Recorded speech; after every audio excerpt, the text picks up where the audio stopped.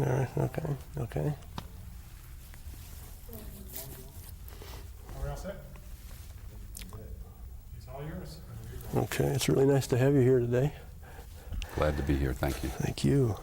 It seems real clear to me that there's a deep irony in your use of a highly technological medium to reveal the negative impact of technology on human life. That has been a problem for me in terms of, on the one hand, appearing to be very critical of the nature of high technology, on the other hand, using a very sophisticated base of technological hardware and software to make the films. My intention is to teach people in terms of what they already know. All of us are saturated in media world. It's the only thing we know. So I can't, in a miraculous way, communicate my idea to a person, obviously. And I want to provide an experience for the viewer, so I use these tools. And I use them in a way almost like a cultural kamikaze.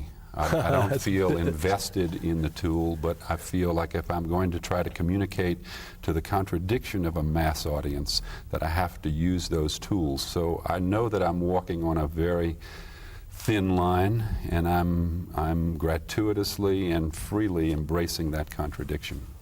Well, it really works well. I use the terms jujitsu in my mind, that you were kind of using a technological jujitsu on the medium itself. How have you managed to keep free of Hollywood and that whole world? Well, it must be obvious to anyone who's seen the films that I'm part of that they're not the most commercial vehicle. Yeah, absolutely. They're not films that will make back an enormous fortune for the investors within a 6-month, 4-month period. Over a long period of time, they will earn back their investment. But I think that, in a sense, has kept me free of any kind of entanglement from Hollywood. It's also clear to me that my intention is not to become a filmmaker in a traditional sense. I feel possessed, as it were, by a drive, by a vision, by a concept that I wish to communicate through this medium. And since this is personal, I wish to communicate something, I have to control the means of production. Yeah. If I worked for Hollywood, I would be a director or whatever, but I would not be controlling the means of production. The people with the money would be. So I produce independently, and that gives me the freedom, the creative freedom that I need to make these pieces.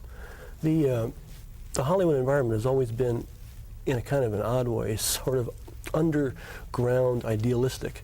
And I was wondering if you had a lot of good personal contact with the artists out there as well. Well, with some people I do. Less and less artists have an opportunity to work in Hollywood. The way we make hot dogs, the way we make automobiles is the way we make movies. It's an assembly line process. Yep. It's based on a formula. It's based on testing, on polls, on demographics. It's based, that's why you'll see so many repeats of different things that have been successful. Yeah, yeah. And what that tends to do is eliminate the very creative forces that could bring vision and creativity to the medium. The medium is controlled by executives, by corporations, and by scientific tools. So I find less and less creative people, not to say that people who work in Hollywood can't be creative, but I'm talking about control of the medium. People who want to control the medium are individual filmmakers. There probably are more in New Mexico, certainly more in New York, certainly in Minnesota, in Northern California, places where people are not intentionally aiming for the medium, but using the medium as a way to express their own creative thought. And that's a different process. That's exciting, yeah. Barrett, we're going to have to pull your jacket down. Like they say in broadcast news? Pull your jacket down, okay. Okay? Right? Sure. that all I'm right? finding what happens is it's just riding up. Maybe if we sat on the tail of it Okay. quick. I would also probably want to do the same thing with you a little bit. Okay. Because it's happening as your shoulders is sticking out, Okay. especially here. Is that all right? You know what, I think it's the problem with the tailor. We made Actually, I think it's Okay. kind of screwed up on it. Why is it, okay? Still rolling. Okay. The contrast between Hopi and Hollywood is a profound one, obviously. Obviously. Could you talk to us a little bit about your Hopi worldview? Well, let me say to start with that the ideas for these films I have to take responsibility for. I can't lay that on the Hopis. Okay. It was during the beginning of the editing of Koyaanisqatsi that I became, I guess, deeply aware of the Hopis. In that I became aware of their thought. Not from the point of view of an ethnographic filmmaker or an anthropologist, but from having the, for me, extraordinary opportunity of spending a fair amount of time with an old man named David Manange, who is now deceased, but was a spiritual leader of the village of Haute-Villa in Hopi. What I found was a remarkable confirmation from the point of view of their worldview in terms of what I was trying to vision or trying to realize as a concept or an experience in these films. So I took it as a confirmation. I also wanted to use titles for these films that in fact had no cultural or etymological or definitional baggage that surrounded them. You know, our language today is assumptive. We use words in a very efficient way, but the original charge of the word is probably lost. Mm-hmm. Very few people, if any, have heard of Hopi language in terms of the specificity of its words.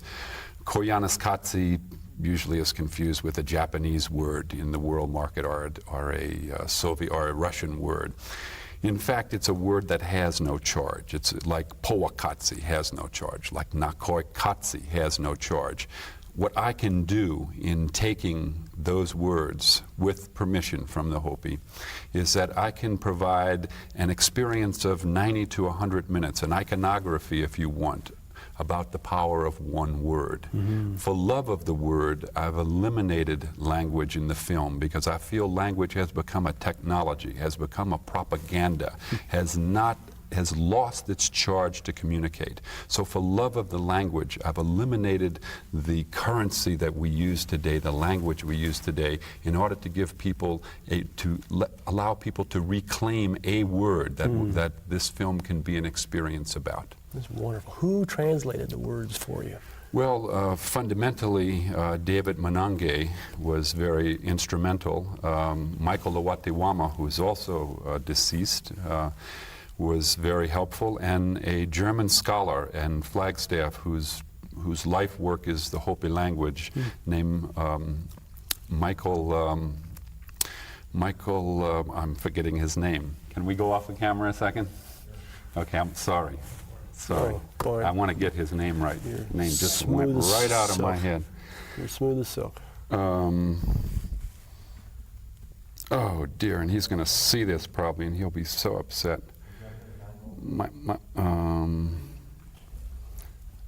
Okay. I'll try to jump back into it. Sorry about that, guys. That's all right. Go ahead. The contrast between Hopi and Hollywood, it is obviously a profound one. Could you talk a little bit about that? Well, let me put it this way. It's not only Hopi in Hollywood, it's Hopi in academic, it's Hopi in modernity. It's Hopi in the modern world. The concepts for the films, for the trilogy, have been my own and my associates. The connection to Hopi was one, for us, of a very important confirmation that I felt very much confirmed in my thought about what I was seeing by the metaphysics, if you want, of Hopi. Let me use an analogy. If an anthropologist were to study the Hopis or to study the Navajos or the Pueblos or Indians in this area or anywhere, they would use their own categories of observation in order to render some judgment about the nature of these indigenous societies. What I did was, in effect, take the Hopi category of looking at us as the alien, the inhabitants of modernity, as it were, and applied their categories, since they were confirming of my own points of view, In terms of time and space, let's take, for example, in Koyaanisqatsi, we see things in a technological sense, in terms of the camera, pixelated or in time-lapse, shot so that the image looks very fast. We're actually shooting very slow, the image looks fast. What that does is give us another view of time, another way to see a concept, perhaps, something that we take for granted. What we were trying to do in Koyaanisqatsi is show that we're living in a world that's engulfed in acceleration. So that's a category of observation that the Hopi can view our culture through. It's not something that would occur to us. Hopi also have a sense, an extended sense. We go through a progression of time, past, present, and future, in a very linear way. Everything exists in a moment for Hopi. There's the past, present, and future as an eternal now, another sense of time altogether. I tried to weave that as a concept in the 2 films I've done so far. So the reason for choosing these people is that they offered us something that perhaps we've not seen because we're too close to. Like we could offer people in the academic world, if we were anthropologists, a view of another culture by our categories. I'm trying to look at our world through their categories. Yeah. You know, one of the obvious qualities that are missing in these movies is a heavy moral overtone. And for movies with the profound kind of message and the sort of pointedness of your message, is there a heavy moral overtone in the Hopi worldview? Well, I can't speak for the Hopi, Okay. and so I don't know that. I do feel essentially the films I make are moral. Sure. I don't feel they're moralistic. I'm not trying to tell someone what to think or how to think or point there. Like if you watch a commercial, your head is almost like being guided by the hand of the producer of the commercial because they want you to see things. I'm trying to leave it as open so a person can view and see for herself what's being offered in the film so that they can judge for themselves. It would be like seeing a painting. If there were 30 people in a gallery and looking at a specific painting, there might be 30 different points of view. Yeah. If 100 people come to see these films in any given night, there could be 100 different points of view because the viewer is free to perceive for herself or himself the nature of the experience that they're having. Why Hopi worldview? What about the Hopi worldview? Well, they see everything that we call normal, they call abnormal. Everything that we call sane, they call insane. That's how I feel. Okay. I believe that we live in a world where the moment of the truth is actually the moment of the false, where we are so close to the ordinariness of daily life that we don't see how crazy life is. In terms of our concept, which is how we live, I think a lot of us feel it. You can see it in the tension, you can see it in the conflict, you can see it in people that need to escape life through drugs or through any other form, maybe work, other activities. But what you can tell instinctually is that something is very imbalanced or stressed. Yeah. And I think the Hopis and other Indians, not just Hopis, other indigenous people are aware of that. They can see that white people, what they call white people, or people that live in industrial zones, are disconnected from their heart, or disconnected from their head, or living a synthetic life. That's why I chose these prophecies, this inspiration, going to a Hopi source. We don't know their language. It has no baggage for us. I'm in effect trying to create an iconography of 100 minutes of image in order to give you a view of the power of one word. So for love of the word, I've eliminated language so that we can discover the power and the creation of one word. An Indian friend of mine who's an architect said that the American Indian are not a fallen race, are not a fallen people, and Not at either all. are the Hopis, obviously. When you talk about language and the Hopi view of language, in which there are no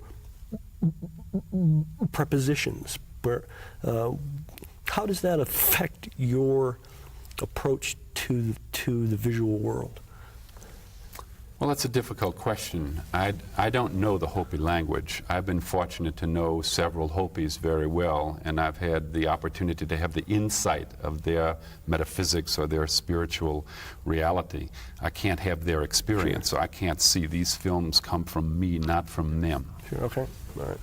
That last answer was so good, we covered a lot of ground. Okay, so we could go off a Hopi. Yeah, into- what All I'd right. like to do is just, if you could just ask them specifically what Koyaanisqatsi means. Okay, we'll go in. Okay. Owatqatsi. Okay. Good. And then the third one, Yeah. Got it, not Okay. and Koikatsi. then we're writing, because we're running out of time already. Okay.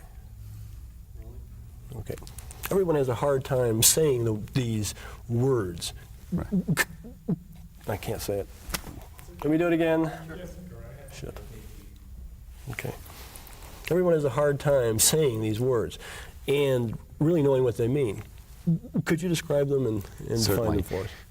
What I'm embarked on is a task of trilogy in terms of filmmaking. The first film of the trilogy is Koyaanisqatsi.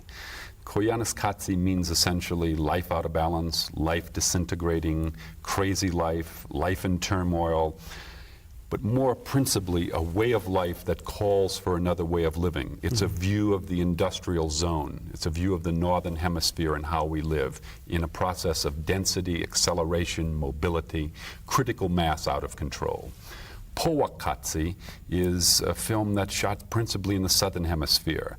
Powakatsi means an entity, a being that eats, consumes the life forces of other beings in order to enhance its own life. What's clearly involved here is black magic.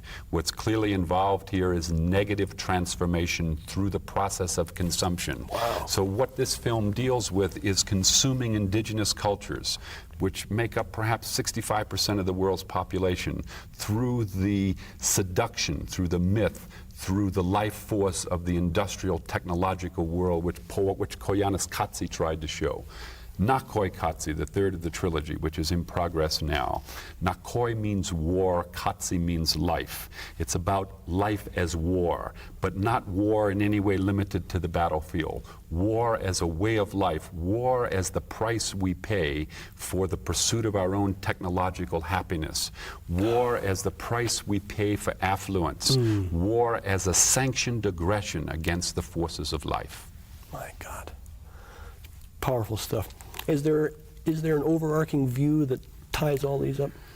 I think so. The motivating concept for the trilogy is the nature of the technological universe or the technological order or the technological milieu in which we live. If I were to say that nuclear war, environmental devastation, the debt crisis, drug abuse, child abuse, the abuse of women by men, et alia, all of these fantastically horrible problems, these problems are surface, from my point of view, compared to what I'm trying to look at in the trilogy. The focus of the trilogy essentially deals with something as awesome and as unprecedented in certainly our history and certainly the history of the globe as the death of nature. What this trilogy is trying to show is that nature itself is dead in its relation to us as the host of life. Now, when I say that we have environmental devastation, I believe that those things that are destroying the environment can be taken care of by high technology, but it would do nothing to eliminate the death of nature as the host of life and its replacement with the new host of life, which is the technological milieu, the technological order. Now, I realize in saying this to you, to the audience that's watching us tonight, that I might sound like I've taken leave of my senses. I think the concept is so foreign to the way we perceive the world that we have almost no terms in which to grasp this. Let me give you some example of what I mean, or some further comment on it. When I talk about the death of nature and its replacement with the new host of life, that which we live our life on now as the technological milieu, I want to give it some characteristics. It's characterized by being artificial. It's not part of nature per se. It's something, it's artifice that we create. Look at Any Big City as the example. It's characterized by being autonomous in nature, irrespective of our ideas, of our concepts, of our values, and of the workings of the state itself, the nation itself. It has an autonomous nature. It's what Mary Shelley was talking about in her book Frankenstein, Yes. not Hollywood's version. No. In being autonomous, it also acts like nature. It's a closed circuit. It has a complete universe unto itself, and which does not omit of human intervention. So it's a closed system like nature. It replicates nature. It's an artifice of nature. It's also causal, but it's not causal in response to ends. It's the triumph of means over ends. In that sense, it's self-deterministic. It has its own determinism wrapped in. And finally, it's so comprehensive and so total that we have no perspective, usually, from which to judge it.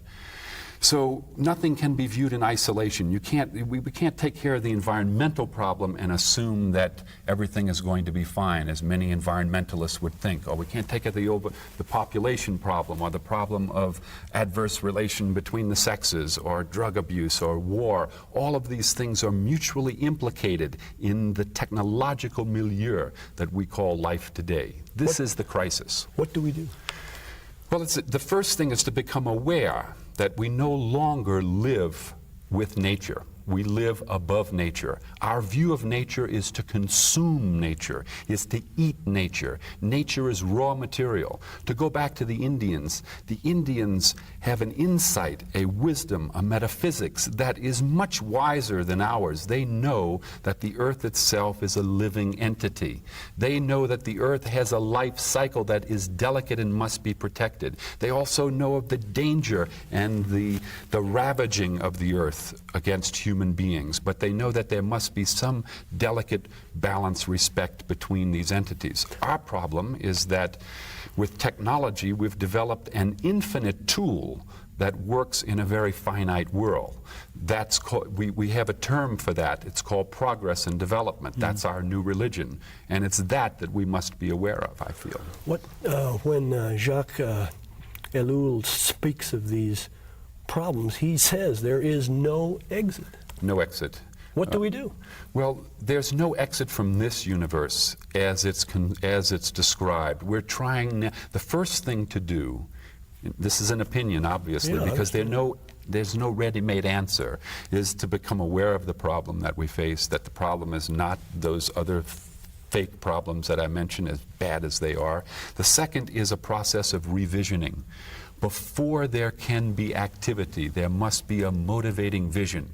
Religion has played that role for human beings. I'm suggesting that the vision that we need for our day is one that is not anthropomorphized, one that doesn't put the human being, man more particularly, as the center of the universe. Our Bible tells us this, our Quran tells us this, our religion tells us this. This is something we have to question. Our faiths unquestioned can become our prisons. We have to, in effect, create a new vision that sees that not only is human being a principal life form upon this host, but the planet itself is a life form. Our Indian brothers and sisters can tell us that well, if we would only listen to them, and that all of the species are a life form. In that triadic, in that three-form relationship of respect for life, we can develop a new vision of life. I could go on. We could decentralize the mechanisms of the nation state, but this is a longer conversation. Okay, we need to wrap this up. It's awfully nice to be with you. Thank you. Thank you.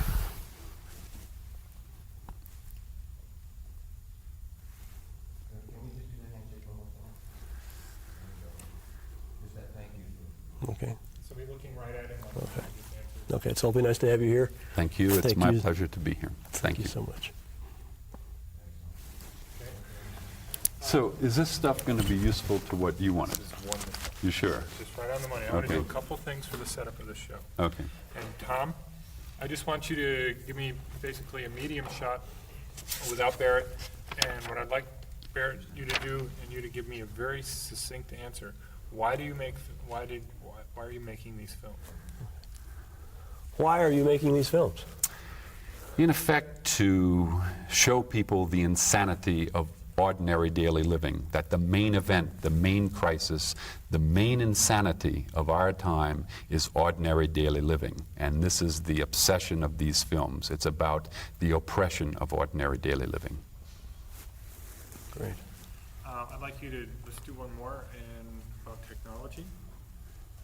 And I would like you to making my films. Is, you know, that he asked you the question, so we're prefacing the question and the answer a little bit. Okay, now, tell me again, what is do you the want? nature of the He's question? going to say, has man places, you know, is technology the new religion? Okay, well, then his question is not going to be on. Right, I so- could give you some staccato answers on. Right. Okay. Okay, like the This bites is you had this in is the this is open my this is the good one, religion. And, Right. Okay. Okay, but what I need you to do is preface the question like, well, technology or my films or something. Okay. Good. Okay, standing by. Tom, you ready? Excellent question. Technology itself is religion. Technology is not this machine or that machine. Technology is the very thing that we worship today. Those things that we worship without question become our prison. We're imprisoned, incarcerated in the technological universe. Beautiful. And In response to your statement about modern civilization and where are we headed, it must be obvious to anyone who can see that we're headed nowhere. In fact, one could say living today is an opportunity to see the present from the point of view of the past. This is over. This is an indulgence that no longer can be tolerated. The earth will spit us out if we continue this. Great. I'm done. Okay. Great.